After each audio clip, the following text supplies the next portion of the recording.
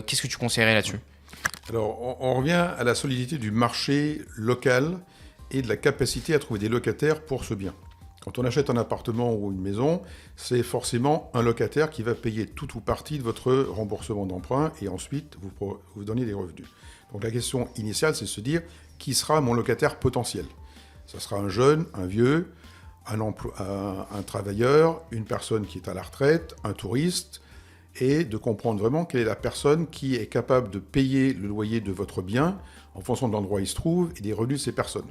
D'accord ? Un petit peu théorique tout ça, mais on va sur les choses. Si on prend par exemple une personne âgée, il est très difficile de l'expulser pour des raisons valables. Donc c'est un problème.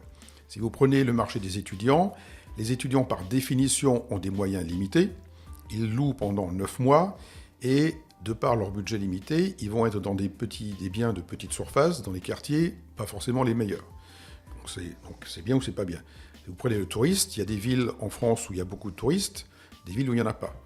On constate depuis quelques années qu'à partir du moment où une ville a beaucoup de touristes, comme Paris ou Nice, les mairies interdisent la location aux touristes. Donc c'est une avenue qui disparaît. Ensuite, entre Paris et province, beaucoup de gens disent « Ah, la province, c'est plus rentable ». Sur le papier, oui.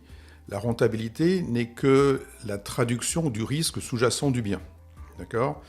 Donc, un bien qui est très rentable n'est pas forcément un bon investissement.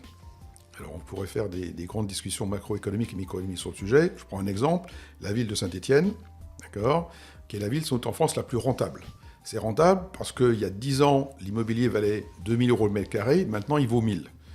Donc, les gens ont perdu 30 à 50% de leur investissement, mais ils ont une belle rentabilité. Ce n'est pas forcément une bonne solution. D'accord ?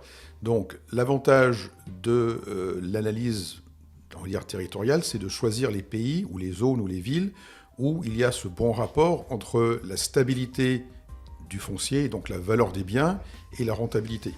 On peut même imaginer que des endroits, on pourrait avoir un rendement négatif, qui serait quand même un très bon investissement parce qu'on a un marché liquide, on a un produit qui est très facile à revendre.